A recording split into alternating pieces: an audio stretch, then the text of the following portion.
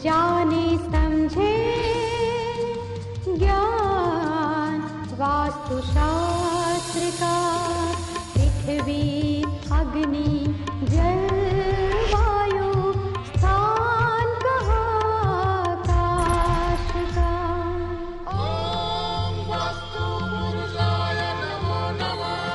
खुद ही समझो खुद ही जानो, कहता है क्या घर आपका। नमस्कार, मैं हूं आपके साथ नेहा शर्मा। स्वागत करती हूं एक बार फिर आप सभी का हमारे इस बेहद खास कार्यक्रम कहता है क्या घर आपका में।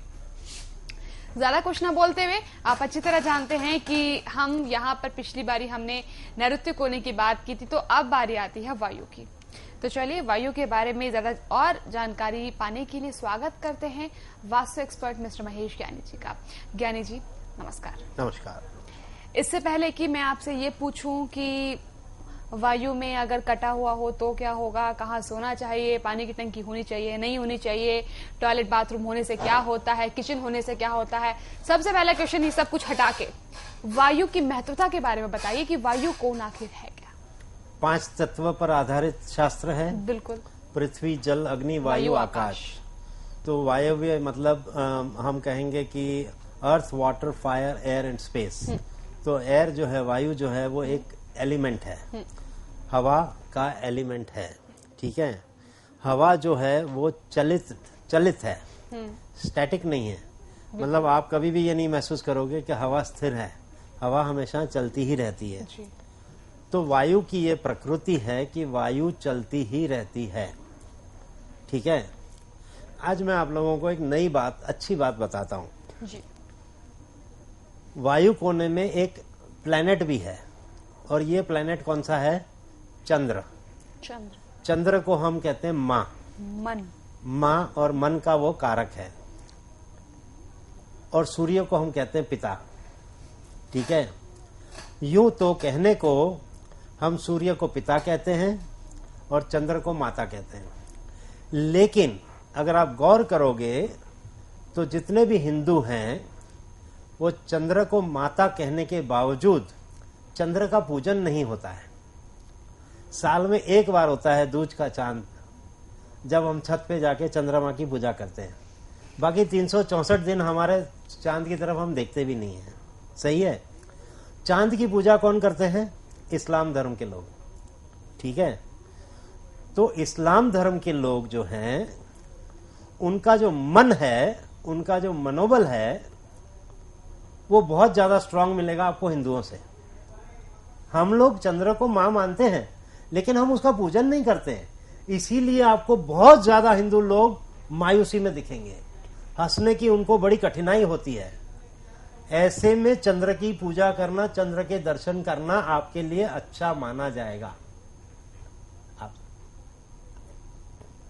तो अगर आपको लगता है ये बच्चा है बहुत डिप्रेशन में रहता है, अकेला अकेला रहता है, बेटे चंद्र को दर्शन कर लो आज, और रोज वो लगा दो कि जब जब हो तब तब चंद्र का पूजन करा लो, दर्शन करवा लो। ठीक है। नमन करवा लो, दर्शन करके नमन करना है, वहां से आपको वो ऊर्जा मिलती जाएगी। ख्याल है कि नहीं? तो जैसे ही आपको वो ऊर्जा मिलना शुरू होगी, आप प्रफुल्लित रहना शुरू कर दोगे। आप ख्याल आया आपको? इतना सिंपल है। ये है चंद्र का कोना, ये है वायु कोना। ठीक है। वहां 2 चीज है, एक वायु और एक चंद्र। अब हम कहते हैं कि अगर आपको परदेश जाना है तो वायु कोने के कमरे में आप जाके सोइए। ठीक है। इसका मतलब क्या है कि वायु जो है वो चलित है, उसके रास्ते में जो भी आता है उसको वो लेके चलती है। ठीक है। जब वायु बहुत जोर से निकलती है तो पेड़ को भी, जब स्टॉर्म्स आते हैं, रेन स्टॉर्म आया या चाहे आ गया, हवा का एक बहुत बड़ा जलजला जैसे कहीं, वो अगर आता है तो उसके रास्ते में जो भी आता है मकान को भी लेके निकल जाता। तो वायु के कोने में जब आप जाके सोते हैं तो यही वायु आपको हेल्प करती है उड़ान भरने के लिए, कि आप जाओ हवाई जहाज में बैठो और जाओ परदेश। ठीक है। हम कहते हैं ईशान कोने में लड़की सो रही है, वहां मैग्नेट है, तो वहां उसका ब्याह नहीं होगा। तो ज्ञानी जी उसको, बेटी को हम कहां सुलाएं ताकि उसका ब्याह हो जाए? अरे भाई उसको वायु कोने में सुला दो। जैसे ही वो वायु कोने में सोएगी तो हवा उसको लेकर चली जाएगी, उसके ससुराल लेकर चली जाएगी। ठीक है। तो वायु जो है उसे मेहमान खंड भी कहा जाता है। वायु का कोना जो है उसे मेहमान खंड भी कहा जाता है। अब जब आप वहां आके सो जाते हो तो आप क्या हो गए? मेहमान हो गए। अब मेहमान कितने दिन रह सकता है घर में? 4 दिन, 6 दिन, 10 दिन, इससे ज्यादा क्या रहेगा? इससे ज्यादा नहीं। तो आप जब मेहमान खंड में आ गए तो खुद के ही घर में आप मेहमान हो गए, और मेहमान चूंकि घर में ज्यादा देर नहीं रुक सकता है, इसलिए आपको लेके जाएगा ससुराल, आपकी ब्याह हो जाएगी। ठीक है। अब जब मैं ये कहता हूं तो लोग इतने सहमे हुए हैं, इतने डरे हुए हैं, तो जितने भी लोगों ने अपने बच्चों को वायु कोने में सुला रखा है वो पकड़ के उनको कहीं और डाल देते। अरे बाप रे, मेरा लड़का कहीं चला जाएगा। अरे कहां से जाएगा? ऐसा डरने की बात नहीं है। ये तो इस लड़की के शादी का योग बना हुआ है, लेकिन हर योग पिट जाता है, और जब ये वायु कोने में आएगी तो अब जब इसका योग बनता है तो उस योग में इसका ब्याह होगा और ये जाएगी। इसका कोई जाने का योग नहीं है। ये जो बच्चा है हमारा, इसके कोई कुंडली में कोई जाने का योग ही नहीं है। वो तो उसका योग आ रहा है, जा रहा है, आ रहा है, जा रहा है, लेकिन हर बार वो योग चला गया, उसका ब्याह नहीं हुआ क्योंकि वो ईशान में सो रही। ये लड़की का अब यहाँ सुलाने से मतलब ये है कि हम एक संकल्प शक्ति के साथ उसको सुला रहे हैं कि भैया तुम यहाँ सोना शुरू कर दो ताकि तुम्हारा ब्याह जल्द से हो जाए, तो अगले योग में उसका ब्याह हो जाए। अब इस लड़के का, जिस बच्चे को आपने यहाँ सुलाया या अपनी बिटिया को यहाँ सुलाया, तो लोग डर जाते हैं कि अरे बाप रे, 14 साल की बेटी को हमने वहां सुलाया है, कहीं ये भाग तो नहीं जाएगी? कहीं नहीं जाने वाली। तो ऐसा कोई डरने की आवश्यकता नहीं है। हाँ, बल्कि अगर आप चाहोगे कि हमारी बेटी वेल्लोर पढ़ने जाए, अच्छी यूनिवर्सिटी है, वहां पढ़ने जाए, वहां पढ़ने जाए, वहां पढ़ने जाए, बैचलर डिग्री हासिल करके आए, तो उसको बल्कि मदद मिलेगी। और वहां से पढ़ने आने के बाद अगर आप चाहोगे कि अब वो प्रदेश भी जाए पढ़ने के लिए, मास्टर्स करने के लिए, तो उस लड़की को मदद मिलेगी। मतलब वो जाए भले, लेकिन आपके आशीर्वाद से, आपकी इजाजत से जा रही है और प्रगति के लिए जा रही है, कोई परेशान होने के लिए नहीं जा रही है, अच्छी पढ़ाई के लिए जा रही है। तो ये योग बनाने के लिए आपको, ठीक है, आपका बहुत ज्यादा खराब मकान है और आप वायु में सो रहे हो और चारे कोने चित है और आपको बड़ा संघर्ष आ रहा है, तो ये हो सकता है कि आप गए सही घर के बाहर, लेकिन प्रदेश में जाकर के आप जेल में गए। वो कब होता है कि जब आप ज्यादा कोई खंडित कर दिया आपने मकान, तो आदमी, ठीक है। मुझे याद है कि ये जो क्रिकेट के मैच चलते हैं ना जी, तो क्रिकेट के मैच चल रहे थे, तो गुजरात में एक बार पुलिस डिपार्टमेंट ने ये तय किया कि अब की बार गुजरात में जितने भी क्रिकेट के बुकीज होते हैं, जो क्रिकेट का सट्टा खिलाते हैं लोगों को, 10, 20, 50 फोन लेकर के बैठते हैं, वो फोन के ऊपर फोन आ रहे हैं, सौदा करते रहते हैं, तो इनके ऊपर सफाया करना है और इनको पकड़ पकड़ के जेल में डालना है। तो एक बुकी जो थे वो ईशान में सो रहे थे, उनका बेडरूम शुरू से ईशान में था, ठीक है। तो सारे के सारे आ गए पुलिस की हिरासत में, और सब के सब एक बार तो अंदर गए। फिर खैर किसी की बेल हो गई, कोई पासा में चला गया, कोई कुछ, कोई कुछ। ये भाई साहब को कुछ नहीं हुआ, ठीक है। ईशान में मैग्नेट बड़ा हुआ है, मैग्नेट के अंदर वो घुसे हुए हैं, तो इनके जेल जाने का योग ही नहीं बना, ठीक है। तो मैंने कहा कि भैया देखो, ऐसा है कि तुम ईशान में जब सो रहे थे इसलिए तुम्हारे जेल जाने का योग नहीं आया, लेकिन ईशान में जो सोता है उसके पैसे की रिकवरी का बड़ा प्रॉब्लम है। बोले मेरे बड़ी प्रॉब्लम है, पैसे की रिकवरी नहीं आ रही है, क्योंकि जिन लोगों ने सट्टा लगाया है, जो हारे हैं, मैं उनसे पैसा निकलवा नहीं पा रहा हूँ। तो मैंने कहा तुम नैऋत्य में आ जाओ। तो बोले नैऋत्य में आने से तुम्हारा पावर आ जाएगा, तुम वो पैसा ले आ पाओगे। लेकिन मैंने बोला फिर जेल जाने का योग वहां से फिर बन सकता है अगर वापस दोबारा से ऐसा पुलिस वालों ने। तो ये बड़ा दुविधा में आ गया कि मैं ईशान छोड़ूं या नहीं छोड़ूं, आप समझे। तो कभी कभी हमारे लिए भी समस्या हो जाती है कि इसको ये सलाह दी जाए कि नहीं दी जाए, क्योंकि जैसे ही वो ईशान छोड़ेगा तो संभावना ये है कि उसका बिजनेस ऐसा है कि उस बिजनेस के चक्कर में पुलिस वाला आपकी बार उसको पकड़ के ले जाए, ठीक है। तो वो कहेगा ज्ञानी जी देखो यार, आपने मुझे ये सलाह दी, मैं तो जेल हो गई, ठीक है। अब सलाह जो दी थी वो इसलिए दी थी कि आपके पैसे निकल आए, ठीक है, इसलिए आपको नैऋत्य में सुलाना। पर यहाँ पर प्रॉब्लम आ रही, या तो आप पैसे निकलवा लो, या तो आप जेल से बच के ईशान में बैठे रहो। तो ये फिर डिसीजन आपको लेना है कि आपको क्या करना है। ज्ञानी जी, एक प्रश्न आ रहा है मेरे मन में। मान लीजिए कोई व्यक्ति है, हाँ, वो ऊपरी हवा का काम करता है, दूसरों को बहुत ज्यादा दिक्कत उनके काम में रोड़े अटकाता है, कर्म मतलब उसके सही नहीं है, वो चाहता है कि दूसरा इंसान परेशान रहे, चाहे उसे किसी भी हद तक क्यों ना जाना पड़े। वो ज्ञानी जी के पास आता है, वो ज्ञानी जी से वास्तुयुक्त एक मकान बनवाता है जो कि बहुत बेहतरीन है। उस मकान में रहने के बाद क्या उसके विचार सकारात्मक हो जाएंगे कि अब मुझे दूसरों के लिए बुरा नहीं करना है? बिल्कुल हो जाएंगे, बिल्कुल हो जाएंगे। क्योंकि अगर आप अच्छी ऊर्जा में रहते हो तो आपको अच्छे विचार आएंगे, जाहिर सी बात है कि नहीं। अच्छे पेरेंट्स के बच्चे नैऋत्य के प्रवेश वाले मकान में रहने गए, अच्छे पेरेंट्स हैं, बहुत अच्छे हैं, बहुत संस्कारी हैं, इत्तेफाक से अनजाने में उन्होंने नैऋत्य के प्रवेश वाला मकान ले लिया। और जब वो उन्होंने लिया तब उनका बेटा 14 साल का था जब वो मकान में एंटर कर गए। अब ये लड़का जब 16-17 साल का होता है तो इसकी जो संगत है वो ऐसे लोग बच्चों के साथ हो जाती है जो स्मोक करते हैं, ड्रिंक करते हैं, पार्टी शार्टी करते हैं, घर पे टाइम से नहीं आते हैं, बाप से 50 रुपया लेना है रोज, उसकी जगह 500 रुपया रोज ले रहे हैं, नहीं मिलने पर झगड़ा करते हैं। ठीक है, तो ये जो बच्चे हैं तो माँ बाप कहते हैं यार हमने तो ऐसे संस्कार नहीं दिए थे इस बच्चे को, हमने तो ऐसे संस्कार कभी नहीं दिए इस बच्चे को, ये बच्चा ऐसा कैसा हो गया, ये कहाँ से इसकी ये आदतें पड़ गई। वो माँ बाप सोचते ही रहता है कि कैसे कैसे हो गया, हमारा बच्चा तो बहुत सीधा साधा था, आजकल तो ये ऐसी बातें करता है जैसे लफंडर है। ठीक है, तो वो उस घर का असर है, नैऋत्य का असर है, आप समझे ना। तो मैंने जैसे कहा कि अगर आपका अच्छा प्रवेश है, नैऋत्य में रूम है, वही बच्चा आपके पांव छू के जा रहा है घर से। ठीक है, और वही बच्चा बिगड़ भी सकता है क्योंकि उसको आपने जो प्रवेश दिया है वो गलत प्रवेश दिया, वहां से बहुत संभावना है कि उसके यार दोस्त खराब ही निकलेंगे। एक कोचिंग क्लास था जिसका प्रवेश साउथ वेस्ट से था। आप नहीं मानेंगे, वहां जितने भी बच्चे पढ़ने आते थे वो बच्चे थे कि जिन बच्चों को दूसरे कोचिंग क्लास वालों ने एडमिशन ही मना कर दिया था।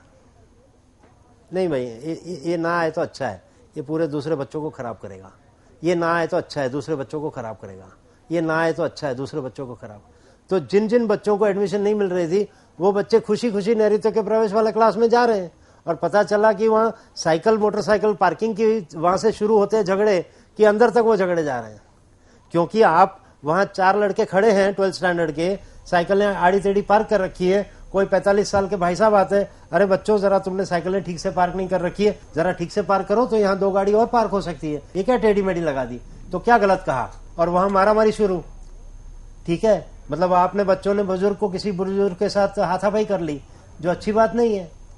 ठीक है, और फिर ये हुआ कि वो जो आदमी था वो एक दुकानदार भी है, नीचे क्लास ऊपर है, नीचे दुकानदार, वो कहता है ये क्या पंगा है, क्लास वालों के साथ उसका झगड़ा हो रहा है कि तुम्हारे बच्चे हमारे साथ हाथापाई कर रहे हैं, तुम उनको क्यों नहीं समझाते कि वो ठीक से गाड़ी पार्क करें, ये कोई बिल्डिंग की पार्किंग जो है वो तुम्हारी अकेले की थोड़ी है, हम भी तो यहाँ दुकान चलाते हैं, हमें भी पार्क करनी है। मतलब वहां से आप समझे, तो ये कैसे होता है, क्यों होता है, ये सब नैऋत्य का प्रवेश करना। क्योंकि नैऋत्य में बच्चे भी ऐसे ही आएंगे जो राहु प्रकृति के हैं। तो क्या सभी बच्चे ऐसे होंगे या सिर्फ घर में? अब किसी का राहु की प्रवेश का द्वार है, किसी के मकान में राहु खराब है, ये कैसे होता है आपको कोई अंदाज ही नहीं है कि कैसे सारे के सारे लोग इकट्ठा हो जाते हैं। एक बताते हैं कि अगर मुझे शराब पीने की आदत है तो मुझे वो ग्रुप मिल ही जाएगा, मुझे मेरा जो ग्रुप होगा वो शराब पीने वाला ही होगा। मैं दूसरे अनेक शराब पीने वाले ढूंढ निकालूंगा जिनका रोज मकसद ये है कि 8 बजे से 10 बजे तक शराब पीना है, मुर्गा खाना है और घर जाके सो जाना है।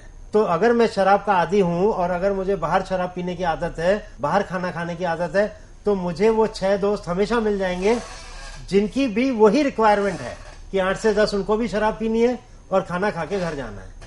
तो जो जिन लोगों की जैसी आदतें होती है ना, उनको ऐसे लोग मिल ही जाते हैं। सही कहा। आप समझ, अगर आपको पिक्चर देखना बहुत पसंद आता है तो आपकी 4 सहेलियां वही होंगी जिनको पिक्चर देखने का बहुत शौक है।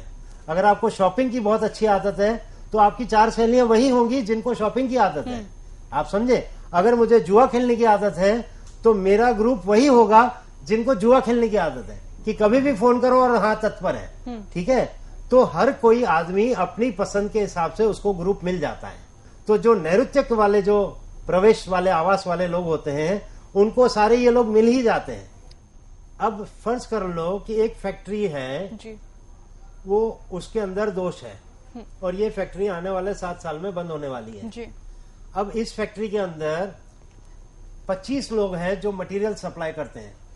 कोई लाख का दे रहा है, कोई 50 लाख का दे रहा है, कोई करोड़ का दे रहा है। ठीक है।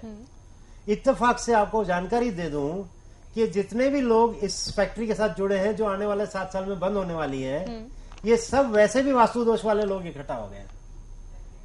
ख्याल आया? तो ये फैक्ट्री जैसे ही बंद हुई तो जो 25 सप्लायर थे वो 25 सप्लायर भी टूट गए।